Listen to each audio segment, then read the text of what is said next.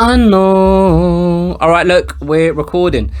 So really quickly, a couple of days ago, Eddie Hearn had an interview with Sky Sports News, and during that interview, he said that a deal had been agreed between Tyson Fury and Anthony Joshua to fight each other twice next year. No sooner from those words passing his lips and me going on Twitter and Instagram, it just feels like combat sports media just exploded, because every single tweet and every other Instagram post was about this fight. And I was thinking to myself, wait, hold on, have I misheard what Eddie Hearn just said? So I went back and I listened to what he said.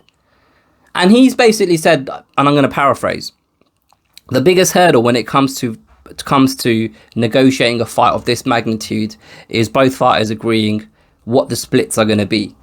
And we've come to a position where both of these fighters have agreed what they're taking away from the fight. Fine. But there's still a load of other hurdles that need to be negotiated before we can definitely, confidently, 100% say these guys are going to fight next year. Now, I'm not going to go through all of them, but Tyson Fury is due to be fighting Deontay Wilder at some point this year. Joshua is due to be fighting Pulev at some point next year. Now, there's a reason why in boxing they say one punch can change everything, man. There's a reason why cliches like that exist, because history shows you time and time again that these things do happen. Upsets do happen. It is heavyweight boxing at the end of the day. I'm not saying anything new. I'm not saying anything amazing. I'm just quickly running through some of the things that might stop this fight from happening next year. Another thing, the WBC and the WBO both have mandatory challenges in place in Dillian Whyte and Usyk. So they need to get the governing bodies to agree to defer those mandatory fights so that Joshua and Tyson Fury can fight each other in an undisputed fight. Now, I'm not saying that that's impossible to do, but also you have to bear in mind the fact that Dillian Whyte is a matchroom fighter, and Eddie Hearn as a promoter, Matchroom as an entity, can't be on this bandwagon, banging this drum for the last 2 years, moaning about the fact that Dillian Whyte should have had that title shot already. And then now that they're in a position for Dillian Whyte to fight the winner of Tyson Fury and Deontay Wilder, they say, no, hold on, I'll tell you what, let's do this undisputed fight instead. It don't sit right. Do you know what I mean? Like, the loyalty, obviously it isn't, but the loyalty should be split between Joshua and Dillian Whyte. And if you're just thinking about this morally, the guy that deserves to fight Tyson Fury, if Tyson Fury remains the WBC champion, next, if you're going to pick a matchroom fighter, is Dillian Whyte, just because he's been waiting for so fucking long. Just because you've been sat there in front of the camera telling everyone, anyone who would listen, that Dillian Whyte has been done wrong. He's been done dirty. He deserves this fight. Which brings me on to my next point. So I'm not really going to go too much into the obvious, like the broadcasters. Like, you guys know, like, obviously you got BT Sport and Sky Sports that both fighters are aligned to in the UK. In America, you got ESPN and DAZN. Like, how's that going to work out? Like, look, that can be all sorted out, right? There could be some sort of arrangement made there. But I just want to kind of touch on a couple of things that I found a bit funny. I found it funny over the last week or so, the way Eddie, not even a week, the last 3 weeks, the way Eddie Hearn jumped on this hype of Dillian Whyte against Francis Ngannou. And I was thinking to myself, this doesn't make any sense. Like, Dillian Whyte's going to fight Povetkin at some point this year, right? It looks like it's going to happen in the summer. That leaves Dillian Whyte to maybe have, if he wants another fight in the winter, getting ready for a title challenge, a mandatory title challenge early next year against the winner of Wilder and Tyson Fury. Like, where does a two-legged affair between Dillian Whyte and Francis Ngannou fit in all of this? Like, what is the logic between Dillian Whyte saying, all right, look, I've got to the brink, I've got to the position where I've been working all these years for, but I'm just going to step away from all of that and I'm going to go and fight in the octagon. I'm going to have a kickboxing match, or I'm going to have an MMA fight against Francis Ngannou, and then straight after that, he's going to come and box me. That will take 6, 7, 8 months for that to happen. Like, why now? Now he's on the brink of having this title fight that he's been waiting all these years for. Why is now the right time for him to fight Francis Ngannou? It never made sense to me. Like, it kind of became clearer to me now after that. He's kind of slipped in there. Oh, by the way, we've agreed terms for Joshua and Fury to fight twice next year. That the Francis Ngannou against Dillian Whyte talk started making a lot more sense to me, because he needs to find something to keep Dillian Whyte occupied with while these two guys fight each other. That's something that needs to be kept an eye on, because if I was Dillian Whyte in this predicament, in this situation, I'd want to know, like, look, are you my promoter? Like, are you out here looking after my best interest? Because if that's the case, you need to be pushing for me to fight Tyson Fury. The logical thing would be for Dillian Whyte and Tyson Fury, if Tyson Fury beats Deontay. If Deontay Wilder wins, all of this shit doesn't matter. But if Tyson Fury beats Deontay Wilder, then the logical thing would be for Dillian Whyte to fight Tyson Fury in the first quarter of next year, if possible. By March, April next year. That would hopefully leave enough time for these two, Joshua and Tyson Fury, to fight each other by the end of summer and then by the end of the year next year. And also, it's not a foregone conclusion that Tyson Fury is going to beat Dillian Whyte.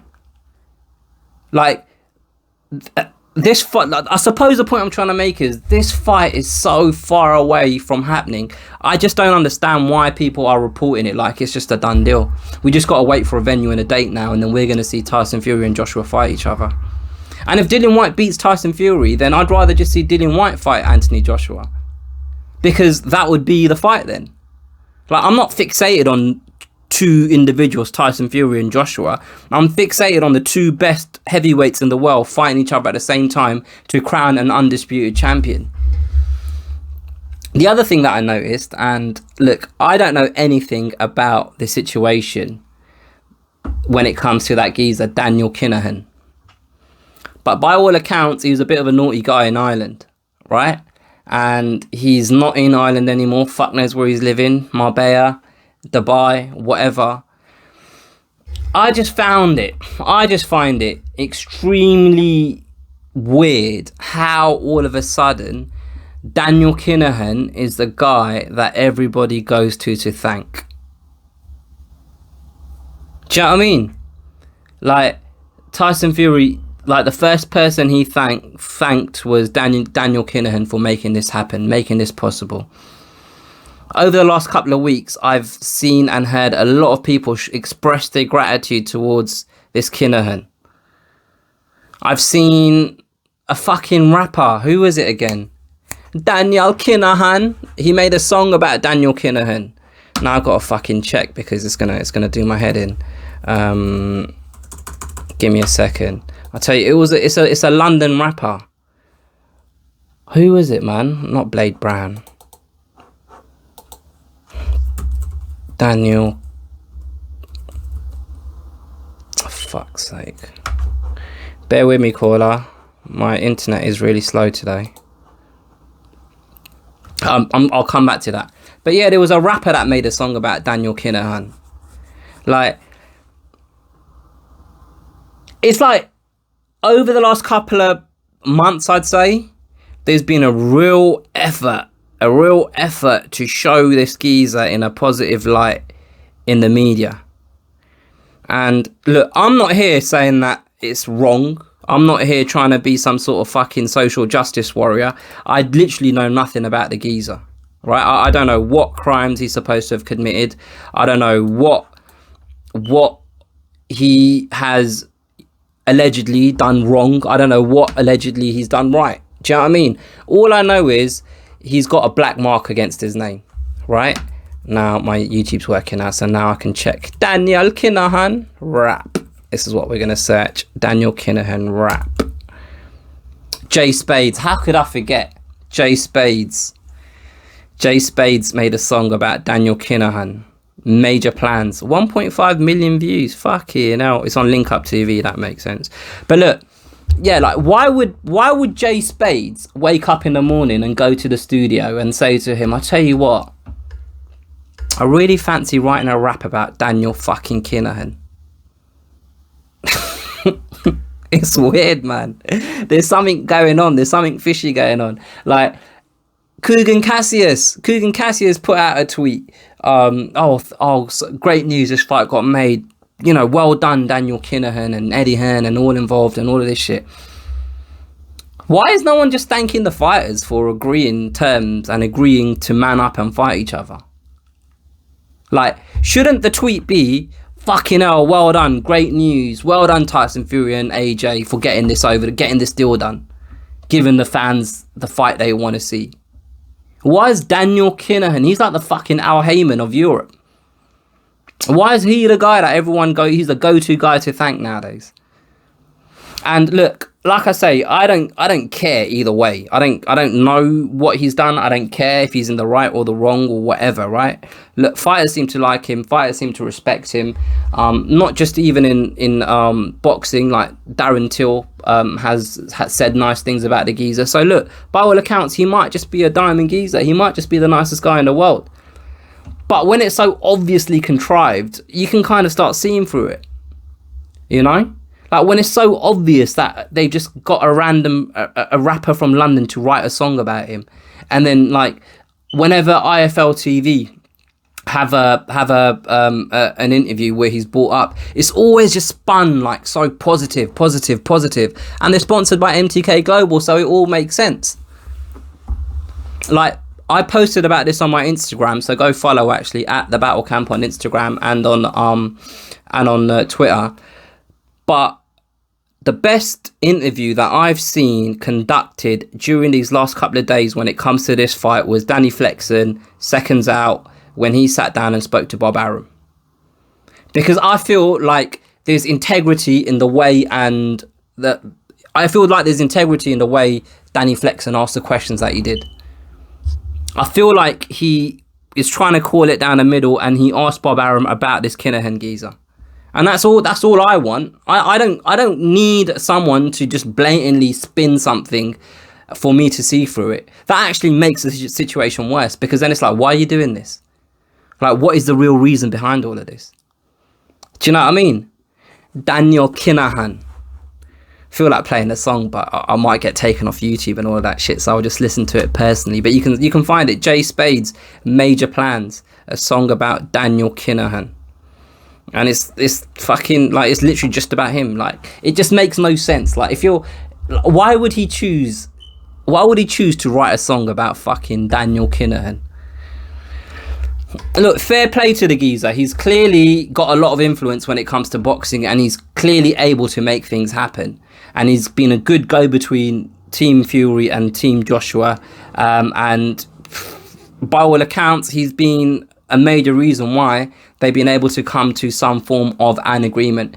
Like I said before, there's a shitload of hurdles that need to be crossed before they actually get in a position where they're able to sign contracts, sign bout agreements, agree a location, and get tickets out, or if they're allowed to with all this coronavirus going on. But do you know what I mean? I just find it weird, man. So the two takeaways for me: Eddie Hearn trying to get Francis Ngannou to fight Dillian Whyte. It kind of makes sense now, because this was probably in the pipeline, and I don't really think it's I don't think it's fair, man. I don't think it's fair on Dillian Whyte. I might be wrong, man. I hope I am, and I hope that Eddie Hearn wasn't trying to pull a fast one on Dillian Whyte by trying to get some momentum behind a fight with Francis Ngannou.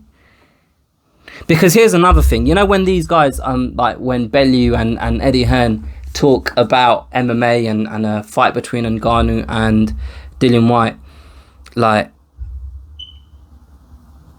they're out of their depths, innit? Like when it comes to MMA, like if you guys watch my channel, you know that the main focus for this channel is MMA, and like watching them talk is very, it's almost like me. It'll probably be like Bellew watching me talk about trying to technically break down a boxing match. He'll probably sit there kind of cringing to himself, saying, "Oh mate, shut up! You don't know what you're on about." And that's how I felt listening to them talk about MMA. I'm not one of these guys, oh, you're a casual, you're not allowed to talk about it. No, fucking, if you know, look, who cares? Like, if you don't know a lot about something, how else are you supposed to know more about it? You sit down and you learn and you talk about it, you ask questions, blah, blah, blah. But when you're trying to arrange a fight with an MMA fighter and one of your own boxers, you kind of, you'd think you'd want to know more about the sport and understand more about the guy that you're talking about before you publicly talk about them. And I fully appreciate, like, it might have just been like off the cuff. It's not something that they planned, right, okay, today we're going to try and build a fight between Ngannou and Dillian Whyte. I don't think that was the case. I just think it was just part of a conversation because they've had a few MMA guys on their that show that Eddie Hearn and Bellew were doing with each other. But yeah, man, like, so yeah, that's just the main thing. Like, I kind of feel like there was a motive behind Eddie Hearn trying to build this fight between Ngannou and Dillian Whyte. And like, I just feel like this thanking of Daniel Kinahan is just a bit over the top, man. It's just a bit over the top. And I'm not saying it doesn't sit right with me, but it just feels so contrived, man. It just feels like these guys are trying their best to show that this Daniel Kinahan's a really nice guy. And he may well be, but don't fucking force it, innit? Don't be fake about it, because when you're fake about it, that's when people like me start sitting there thinking, why are you being like this? This isn't your normal behaviour. And then you start questioning why people are behaving a certain way. And then Jay Spades 2 months ago releases a song, Daniel Kinahan. And you think to yourself, Jay, mate, why the fuck are you rapping about Daniel Kinahan out of nowhere? Like an RKO from Randy Orton. Anyway, that's all I really need to say today. So feel free to hit the subscribe button if you haven't already. Share this with a friend if you've enjoyed it. I don't always have my hoodie on indoors, right? And the reason why I'm keeping it on is because my trim is fucked. Look at it. Look at it. Look at you. It's a fucking mess. But at the top, right? At the top, it's not bad. I could do shit with it. But it's just the sides, man. Look at that. There's no need for that kind of shit, you know? So that's why I just feel more comfortable with my hoodie on. Swag, innit? Swag. Alright, look. Subscribe, like, share with your friends and all of that stuff. What am I forgetting? Nothing, really. Fuck off. I'll talk to you next time.